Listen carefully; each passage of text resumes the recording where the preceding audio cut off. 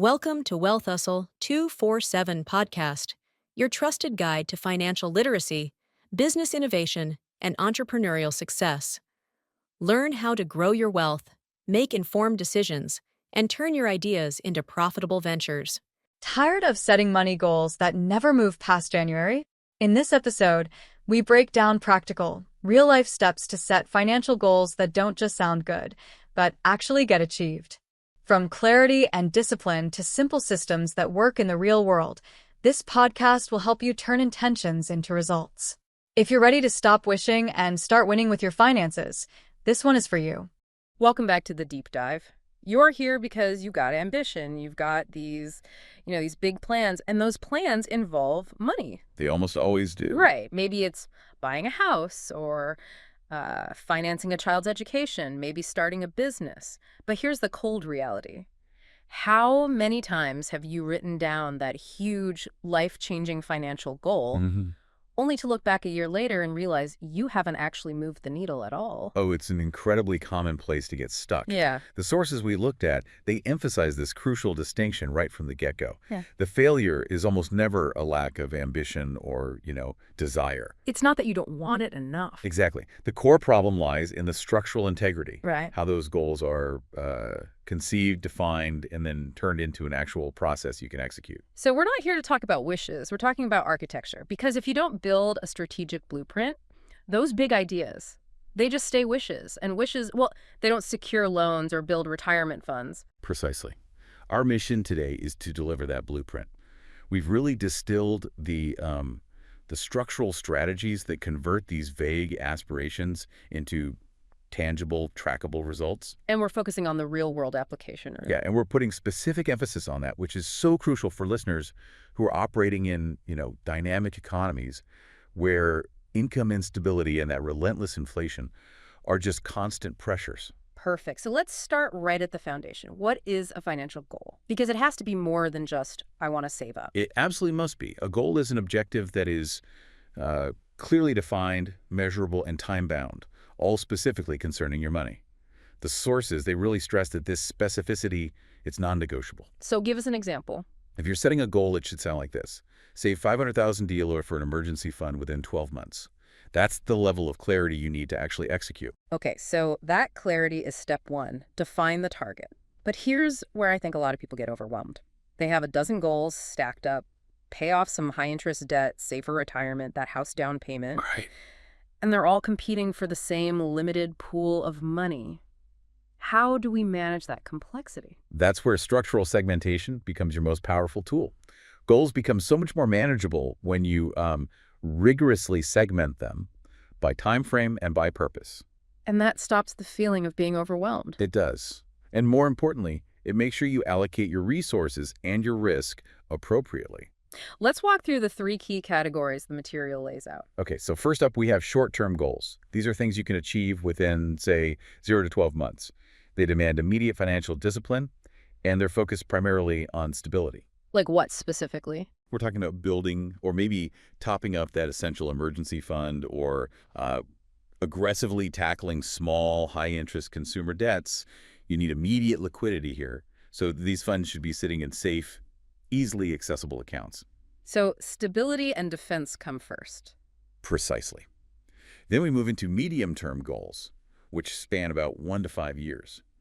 These require some serious planning and consistent incremental saving. And these would be things like? Things like accumulating capital for a significant purchase like a car, or saving for a postgraduate degree, or maybe building up seed money for a small business. This is where it starts to get interesting from like an optimization standpoint, right? You have enough time to maybe see some growth, but not so much time that you can afford high volatility. Exactly. The resources you allocate here often benefit from disciplined, lower-risk investment strategies. Right. Things like money market funds or short-term fixed income assets, which they offer better returns than a standard savings account without exposing your principal to, a sudden market crash. So accessibility is still important, but growth is part of the equation now. It starts to enter the equation, yes. And then finally, you have the big ones, the strategic anchors, long-term goals, anything 5 years and beyond. These are the life changers. Absolutely. Purchasing a home, funding future education, and critically, your retirement savings. These are the funds that need to ride out decades of economic cycles. They require the highest level of consistency, patience, and very careful risk management. So by segmenting, you can apply different rules to each pot of money. You got it. Okay, so once we know which pot a goal belongs in, we apply that essential framework. Smart. This is the mechanism the sources point to as the critical bridge between wanting something and, actually doing it. Right. And we've all heard the acronym, but the functional application is what matters. Let's quickly run through it. S for specific. We've covered this one. Save euros for Y purpose by Z date.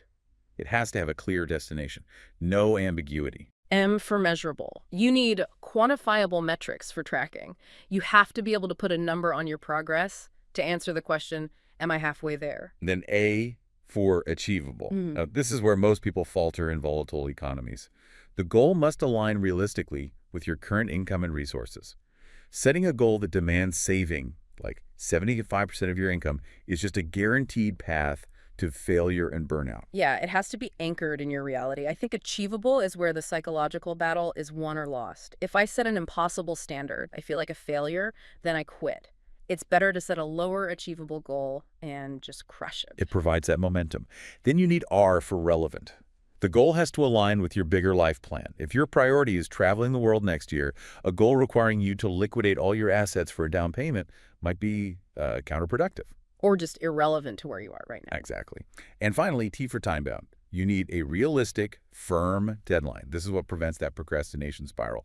A goal without a deadline is just permission to start next month or next year. That SMART structure is only usable if you honestly align it with your current economic reality. We have to stress this. You need to factor in these real-world constraints, which is particularly relevant when you're dealing with, economic instability. It changes everything. How does that reality check change the planning process? It shifts the focus from, say, aspiration to defense. If your income is irregular, maybe you're a freelancer or a small business owner, the sources advise that your absolute priority has to be building a robust emergency fund. Not just the standard 3 months worth. No, maybe 6 to 8 months worth of expenses, and based on your lowest expected income months, not your average. Stability has to be the concrete foundation you build everything else on. That's a really practical application of the achievable principle. You base the safety net on the worst case scenario. Precisely. And the second huge challenge is inflation. If inflation is high, the goal amount you're targeting today might not even cover the expense in 5 years. You have to future-proof your goals. So how do we do that? How do you future-proof a goal when inflation is just eating away at the value of money? The sources suggest 2 key strategies. For your long-term goals, you have to assume a real inflation rate that's higher than the central bank's target, and then adjust your annual contribution upward to match. Okay, and for the medium term? For medium-term goals, especially ones that require consistent value, a lot of advisors suggest using dollar-pegged savings mechanisms or local alternatives that index to inflation. The point is, the nominal value of your goal might change. The purchasing power has to be protected. That is a true deep dive insight, moving beyond just defining the problem to, proposing specific solutions. Okay, so once we have a reality-checked, future-proofed, SMART goal, the size of it can still feel terrifying. How do we overcome that psychological hurdle of a massive number?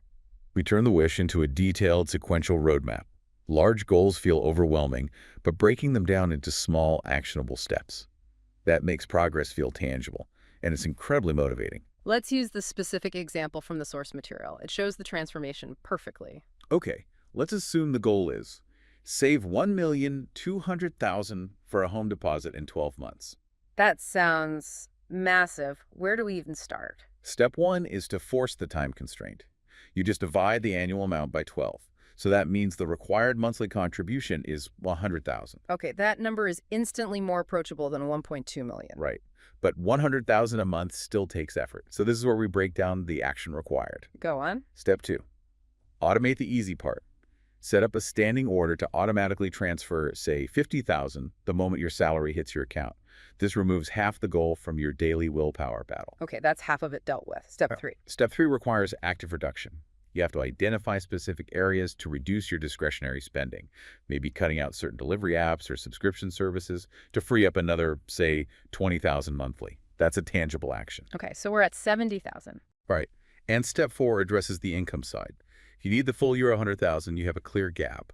So you explore side hustles or some temporary project-based work to supplement your income by an additional $30,000 monthly. What's fascinating here is that the goal is no longer save 1.2 million. It's now a series of 4 manageable assignments. Automate a transfer, cut some spending, and find a micro side hustle. That transforms the dream into a job description. And that strategic breakdown moves us directly into the crucial execution phase. And this requires constant discipline monitoring. You can't just set a trajectory and assume you'll never drift off course. Tracking is so critical. If you don't track, you have no idea if you're moving toward the target or away from it. What are the essential tools for keeping score? For people who prefer maximum control, simple digital ledgers like Excel or Google Sheets are perfectly fine. But the sources do highlight how effective it is to leverage dedicated financial technology apps like PiggyVest, Kudo, or Calorie-Wise, which are designed specifically for this kind of automated, goal-based saving. So why? Why are those specific fintech solutions often better than just, a simple spreadsheet I can make myself? Well, it comes down to one thing, really. They automate discipline. They don't just track the number. They often include features like target lock or safe boxes, which make the money inaccessible until the goal date. So a spreadsheet relies on your willpower. Exactly. The app enforces commitment through technology and often incentivizes it with slightly higher interest rates. Okay, wait, hang on. Locking funds away. That sounds honestly a little risky if the economy's shaky. What if a sudden unexpected crisis hits? Doesn't automation increase stress if I can't access the funds? And that is a fantastic point. It brings up this really crucial idea of separation. The goal-specific savings, that $1.2 million for the house, that must be distinct from your emergency fund. Your emergency fund must always be liquid and accessible. The goal fund, however, benefits from being locked because it prevents emotional, non-essential raiding. You're protecting the future goal from present temptation. So the emergency fund is the protector, and the goal fund is the protected. A clear separation. The absolute amount saved and, crucially, the percentage achieved. Seeing that you've crossed the 35% or 50% mark gives you this massive psychological list. And it warns you if you're falling behind. It does. If you fall behind 1 month, that measurement gives you an early warning signal, allowing for timely course corrections before a small shortfall becomes insurmountable. And leveraging technology isn't just about discipline, it's also about harnessing mathematical power, too. That's right. For long-term goals, automation becomes the gateway to compounding. Using recurring transfers into investment vehicles ensures that you're consistently capitalizing on returns over time, rather than relying on manually remembering to transfer funds every single month. Consistency is the engine of compounding. And automation is the mechanism for consistency. But we have to talk about risk management, especially in these volatile environments. Even with a perfect plan and automated transfers, life happens. So how do we shield these well-structured goals from the unexpected? Well, beyond the dedicated separate emergency fund we just discussed, you have to build buffers. If your analysis says you need to save $100,000 a month, maybe you set your internal target to $110,000. Why? These small buffers can absorb minor setbacks, like a sudden appliance repair or a spike in fuel prices, and they prevent those setbacks from derailing your major goal entirely. So a momentary disruption doesn't become a permanent failure. Exactly. And finally, review and adjustment. Goals are living documents. You must formally review and adjust your strategy periodically, at least quarterly, based on changes in your income or in market conditions. Flexibility is key to longevity. We've covered the mechanics, the structure, the protection, but the long game is really won by the psychological commitment. Discipline, as you said, will always be more critical than that initial burst of motivation. Motivation is fleeting. Discipline is what sustains you. To maintain that internal commitment, the sources emphasize 2 main techniques. First, you have to vividly visualize the desired outcome. Don't just save for a house deposit. What do you mean? Visualize the exact color of the key you'll hold in your hand, or the view from the window of the first room you plan to furnish. Right, so it's not just a number on a spreadsheet anymore, it's tangible. It connects that daily, sometimes tedious process of saving with the exciting future payoff. And secondly, you have to constantly remind yourself of the why. How will achieving this goal genuinely transform your life? This deeper connection is what sustains commitment when temptation comes up or the market is discouraging. And to reinforce that discipline, the material advocates for external accountability. Sharing goals helps prevent complacency. Accountability partners offer a powerful external mechanism. This could be a spouse or a partner, making sure household budgets align with the goal. Or, for larger, more complex goals, working with a financial advisor provides that formal, data-driven tracking and, non-emotional guidance. And for some people. For those with high debt, even just joining a peer group that meets monthly to discuss progress can be transformative.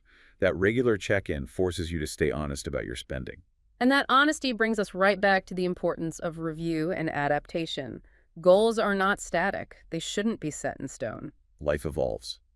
That Euro 1.2 million home deposit target from last year might need to be 1.5 billion this year because of rising material costs and inflation.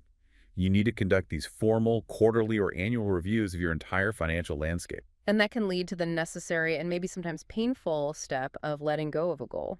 Right. You have to be flexible enough to drop goals that are no longer relevant and replace them with new, meaningful objectives.